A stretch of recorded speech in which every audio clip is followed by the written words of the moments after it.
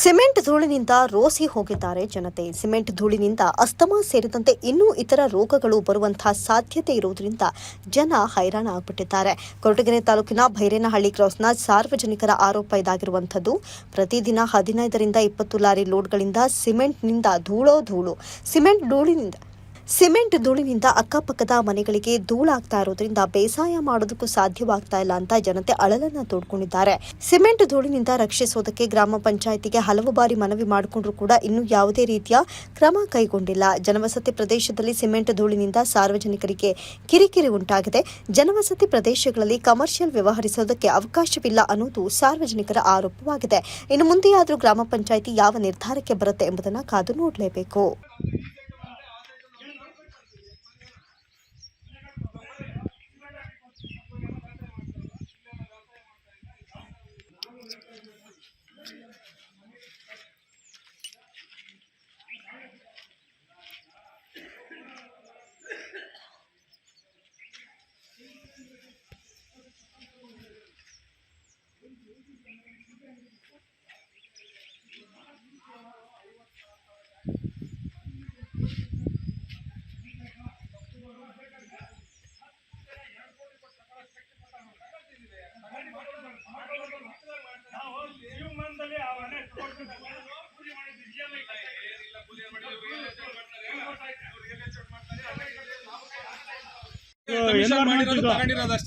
ತೊಂದರೆ ಆಗುತ್ತೆ.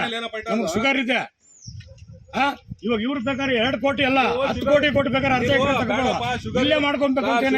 ಗಸೆ ಇರೋರು ಸಾರ್ವಜನಿಕ ಬದುಕಂಗಿಲ್ಲ. ಅವರೆಲ್ಲ ಬೇಕಾದ್ರೆ ಎಸ್ಟೇಟ್ ಮಾಡ್ಕೊಂಡು 5 ಎಕರೆ ಜಮೀನ್ ತಗೊಂಡು ಬದುಕೊಂಡು ಆಯ್ತು. ಅದನ್ನು ಇರ್ಲಿ, ಅದು ಕೇಳ್ರಿ. ಓನರ್ ಹೇಳೋ ಮಾತಿದ ಇರೋ ಸಿಮೆಂಟ್ ಓನರ್ ಹೇಳೋ ಮಾತಿದ ಲೇಔಟ್ ನೋಡ್ರಿ. ನನ್ನ ತಮ್ಮನ ಮನೆ ಕಣ್ಣಾಗ ನೀರ್ ಹಾಕ್ತಾವ್ರೆ. ಕಟ್ಟಬೇಕ ಬೇಡ 3 ವರ್ಷ ಆಯ್ತು.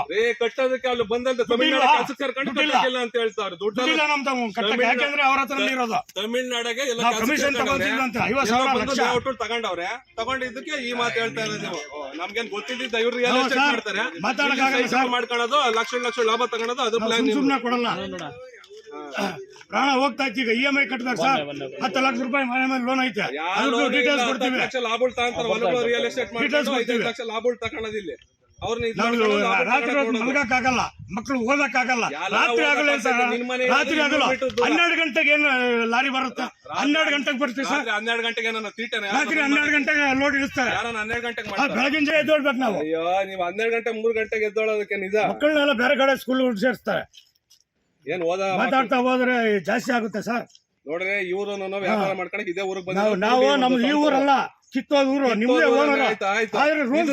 ಡೆವಲಪ್ಮೆಂಟ್ ಏನು ಆಗಿಲ್ಲ. ಎಲ್ಲ ಕುರಿ ಮೇಕೆ ಮೇಸ್ಕೊಂಡವ್ರೆ, ದನ ಕರು ಮೇಸ್ಕೊಂಡು ಇಲ್ಲಿಂದಲೇ ಮಣ್ಣು ಹೊಡಿತಾರೆ. ಇಲ್ಲೇ ಇಟ್ಕೆ ಫ್ಯಾಕ್ಟರಿ ಐತೆ ಸರ್. ತಕ್ಕದ್ದು ಅರ್ಥ ಆಯ್ತಾ?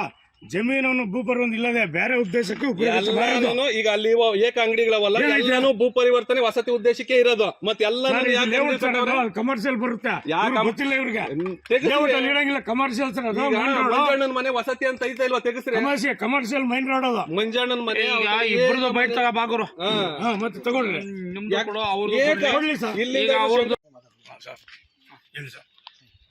ಏನ್ ವಿಚಾರ ಸರ್? ಈಗ ಇದು ವಸತಿ ಉದ್ದೇಶಕ್ಕಾಗಿ ಲೇಔಟ್ ಮಾಡೋದು.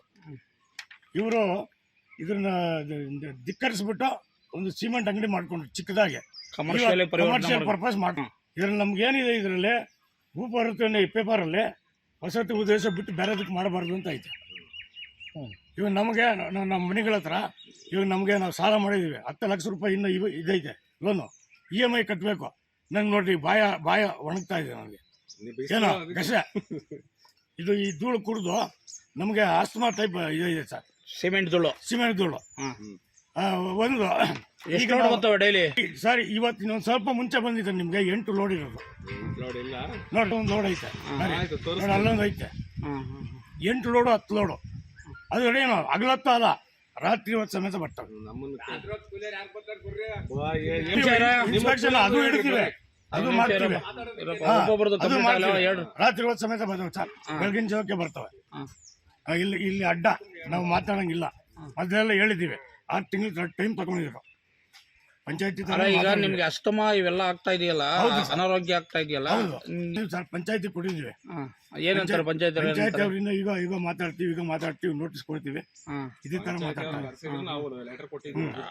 ಇವರು ರೆವಿನ್ಯೂ ಕೊಟ್ಟಿದ್ರ ಸರ್ ತಹಸೀಲ್ದಾರ್ ಕೊಟ್ಟಿದ್ದೀವಿ. ಅವ್ರೇನು ತಹಸೀಲ್ದಾರ್ ಟಪಲಲ್ಲಿ ಕೊಡ್ರಿ ಅಂತ ಹೇಳಿದಾರೆ. ಅವ್ರಿಗೇನೋ ಮೀಟಿಂಗ್ ಇತ್ತು, ನಾಳೆ ಇಒನು ಭೇಟಿ ಮಾಡೋಣ ಅಂತ ಇದ್ದೀವಿ. ಇಒನು ಭೇಟಿ ಮಾಡಿ DC-ಗೂ ನಾವೊಂದು ಲೆಟರ್ ಕೊಟ್ಟು ಅದಾದ್ಮೇಲೆ ಲೋಕಾಯುಕ್ತಕ್ಕೂ ಹೋಗೋಣ ಅಂತ ಇದ್ದೀವಿ ಸರ್. ಕನ್ಸ್ಯೂಮರ್ ಕೋರ್ಟ್ ಆಗಲಿ, ಯಾಕೆಂದ್ರೆ ನಾವು ಕೂಲಿ ನಾಲಿ ಮಾಡಿಕೊಂಡು ಒಂದೇ ತಗೊಳಕ್ಕಾಗಿರೋದು ನಾವು ಮನೆ. ನಮ್ಮ ಜೀವಮಾನ ಏನು ಸತ್ತೋಯ್ತು ಅಂದರೆ ಇನ್ನೊಂದು ಮನೆ ಕಟ್ಸೋಕ್ಕಾಗಲ್ಲ. ಈ ಮನೆನೇ ನಮಗೆ, ನಾವು ಬಿಡೋಂಗಿಲ್ಲ ಮನೆ. ಅವ್ರಿಗೆ ಬೇಕಾದರೆ 2 ಕೋಟಿ ಕೊಟ್ಟು 10 ಗುಂಟೆ ತಗೋಬೋದು ಶಕ್ತಿ ಕೊಟ್ಟು ದೇವರು. ಯಾಕೆಂದರೆ ಒಂದು ತಿಂಗಳಿಗೆ 1 ಕೋಟಿ ಕಟ್ತಾರಂತೆ GST. ಅವ್ರ ಬಾಯಿಂದನೇ ಬಂದಿರೋದು. ಒಂದು ತಿಂಗಳಿಗೆ 1 ಕೋಟಿ ಕಟ್ತೀವಿ GST. ಯಾರಿಗಾದ್ರೂ ಹೋಗಿ ಕಂಪ್ಲೇಂಟ್ ಕೊಟ್ಟು ಹೋಗ್ರಿ ಅಂತ ಹೇಳಿದ್ದಾರೆ. ಅದಾದ್ಮೇಲೆ ನಾವು ಹೋಗಿದ್ದೆ, ಯಾಕಂದ್ರೆ 6 ತಿಂಗಳು ಟೈಮ್ ಕೊಟ್ಟಿದ್ವಿ ಮೊದಲು ನಂಬರ್ ಮುಖಾಂತರ. ಸರಿ, ಅವ್ರು 6 ತಿಂಗಳಾಯ್ತು, 8 ತಿಂಗಳಾಯ್ತು. ಆಮೇಲೆ ನೋಡ್ರಿ, ಆಗ ಏಕ ರೋಡು ಚರಂಡಿ ಹೊಡಿತೀವಿ ಅಂದ್ರು. ನಮ್ಮ ಮಾತಿಗೇನು ಒಂದು ಚೂರು ಅವ್ರಿಗೆ ಇದೇ ಇಲ್ಲ. ಅವ್ರ ಕೆಲಸ ಆಗೋರ್ಗು ಮಾಡ್ಕೊಬಿಡ್ತಾರೆ. ಆಮೇಲೆ ನಾವು ಮಾತಾಡಿದಂಗೆ ತಲೆ ಬಗ್ಸ್ಕೊಂಡು ಹೋಗ್ಬೇಕು, ತಲೆ ಬಗ್ಸ್ಕೊಂಡು ಬರಬೇಕು. ನಮ್ಮ ಮೇಲ್ಗೆ ಮೇಲೆ ನೋಡಿ, ಸುಳ್ಳು ಹೇಳ್ತಾರಲ್ವಾ, ನಮ್ಮ ಮನೆ ಮೇಲೆ ಇವತ್ತು ನಾನು ಮೇಡಮ್ ಅವ್ರ ಗುಡಿ ವಿಡಿ ಹಾಕಿದ್ದೀನಿ. ಸಿಮೆಂಟ್ ಹೆಂಗಿದೆ ಅಂತೇಳಿ ನೋಡಿ ಬನ್ನಿರಿ. ನಮ್ಮ ಕಿಟಕಿ ಇದರಲ್ಲಿ ನೋಡಿ ಸಿಮೆಂಟ್ ಹೆಂಗಿದೆ ಅಂತೇಳಿ ನೋಡಿ. ದಯವಿಟ್ಟು ಹೇಳ್ತೀನಿ, ನಿಮ್ಮ ಅನುಕೂಲ ಯಾವ ಥರ ಆಗುತ್ತೆ ಆ ಥರ ನಮಗೆ ಇದನ್ನ ಸ್ಥಗಿತಪಡಿಸ್ಬೇಕು. ಅವ್ರು ಎಲ್ಲಾದರೂ ಬಿಸ್ನೆಸ್ ಮಾಡ್ಕೋಬೋದು ಸರ್, ಎಲ್ಲಾದರೂ ಮಾಡ್ಕೋಬೋದು. ಯಾಕೆಂದ್ರೆ ಅವ್ರಿಗೆ ಶಕ್ತಿ ಕೊಟ್ಟ ಸಾರ್ವಜನಿಕ ವಲಯದಲ್ಲಿ ಸಾರ್ವಜನಿಕರು ವಲಯ ಮನೆಗಳು ಅಲ್ಲೇ ಅಕ್ಕಪಕ್ಕ ಮನೆಗಳಿದಾವೆ ಸರ್. ಮನೆಗಳಿಲ್ಲ ಅಂದ್ರೆ ಅಲ್ಲ, ಮನೆಗಳು ಇಲ್ದಿದ್ರು ಇದ್ರಲ್ಲಿ ಮಾಡೋಕ್ಕಾಗಲ್ಲ. ರೂಲ್ಸ್ ಪ್ರಕಾರ ಮನೆಯೇ ಕಟ್ಕೋಬೇಕು ಅವರು. ಅದು ಆ ಒಂದಿದು ನಿಮ್ಮ ಕೈ ಮುಗಿದು ಕೇಳ್ಕೊಂತೀವಿ. ನಮ್ಮ ಜೀವಮಾನದಲ್ಲಿ ನಾವು ಇನ್ನೊಂದು ಸೈಟ್ ತಗೊಳಕ್ಕಾಗಲ್ಲ. ನಿಮ್ಮ ಹೆಸರು ಸರ್ ಗಂಗಾಧರ ಗೌಡ ಅಂತೇಳಿ. ಹೇಳಿ. ಈ ಲೇಔಟ್ ಡೆವಲಪ್ಮೆಂಟ್ ಮಾಡಿರ್ಲಿಲ್ಲ, CC ರೋಡ್ ಆಗಿಲ್ಲ, ಬಾಕ್ಸ್ ಚರಂಡಿನೂ ಆಗಲಿಲ್ಲ, ಲೈಟ್ ಕಂಬದ ಫೆಸಿಲಿಟಿ ಯಾವುದೇ ಇರಲಿಲ್ಲ. ಅವತ್ತು ಏನೋ ದುಡ್ಡು ಕೊಟ್ಬಿಟ್ಟು ಸಮಥಿಂಗ್ ಏನೋ ಮಾಡ್ಕೊಂಡ್ಬಿಟ್ಟು ಪಂಚಾಯತಿಗೆ ಹ್ಯಾಂಡ್ ಓವರ್ ಮಾಡಿಬಿಟ್ಟಿದ್ದಾರೆ. ಈ ಓನರೇ ಬರಲಿ, ಶ್ರೀರಾಮುಲು ಈ ಲೇಔಟ್ ಓನರೇ ಬಂದ್ರು ನಾನು ಹೇಳ್ತೀನಿ, ಬರೀ ಮಣ್ಣು ಜಲ್ಲಿ ಹೊಡೆದ್ಬಿಟ್ಟು ಹಂಗೆ ಕೊಟ್ಬಿಟ್ರು. ಇಂಥ ಇದರಲ್ಲಿ ಸರಿಯಾಗಿ ಡೆವಲಪ್ಮೆಂಟ್ ಮಾಡ್ತಿದ್ದು ಲೇಔಟು. ಇವ್ರು ಗಂಗಾಧರ ಗೌಡರು ಕಮಿಷನ್ ತಗೊಂಡ್ಬಿಟ್ಟು ಒಂದು ಸೈಟು ಫ್ರೀ ತಗೊಂಡ್ಬಿಟ್ಟು ಈ ರೀತಿಯಾಗಿ ನಮಗೆ ತೊಂದರೆ ಕೊಡೋದಕ್ಕೆ ಹೇಳ್ತಾರೆ. ನಮ್ಗೆ ಅವ್ರಿಗೂ ವೈಯಕ್ತಿಕ ಏನೋ ದ್ವೇಷ ಇತ್ತು, ಅದಕ್ಕೋಸ್ಕರ ಈ ತರ ಮಾಡ್ತಾರೆ. ಇಲ್ಲಿ ಮನೆಗಳು ಯಾವ್ದು ಆಗಿಲ್ಲ, 2 ಮನೆ ಆಗಿರೋದು. ನಮ್ದು ಲೇಔಟ್ ಇದೆ. ಲೇಔಟ್ ಡೆವಲಪ್ಮೆಂಟ್ ಆದ್ರೆ ನಾವು ಮನೆ ಕಟ್ಟೋದಕ್ಕೆ ನಾವು ಇಷ್ಟಪಡ್ತೀವಿ. ಇಲ್ಲಿ ಮನೆಗೆ ಇಷ್ಟಪಡ್ತೀವಿ. ಲೇಔಟ್ ಡೆವಲಪ್ಮೆಂಟ್ ಆಗಿಲ್ಲ ಅಂದ್ರೆ ನಾವು ಸೀಮೆ ಜಾಲಿ ಬೆಳೆಸ್ಕೊಂಡಿರೋ ಬದಲು ಒಂದು ಗೋಡನ್ ಕಟ್ಕೊಟ್ಟು ಎಲ್ಲರೂ ಕೆಲಸ ಮಾಡಿಸ್ಕೊಂಡು ನಾವು ಜೀವನ ಮಾಡ್ತಾ ಇದೀವಿ.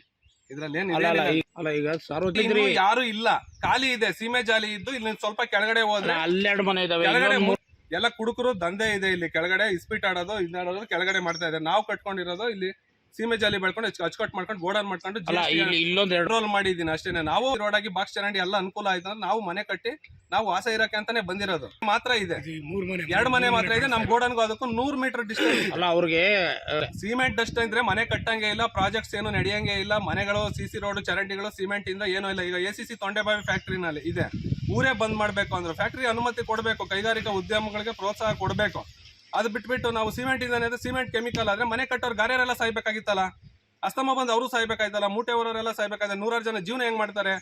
ನಾವು ಸರ್ಕಾರಕ್ಕೆ ಕಂದಾಯ ಟ್ಯಾಕ್ಸ್ ಕಟ್ಟೋರು ಇವರು ಬರೇ ಇದನ್ನೇ ನೋಡ್ಕೊಂಡ್ಬಿಟ್ರೆ ಮನೆ ಹೆಂಗ್ ಕಟ್ಟಬೇಕು? ಬಡವರು ಎಲ್ಲ ಅನುಕೂಲನೂ ನೋಡ್ಬೇಕು. ಬರೇ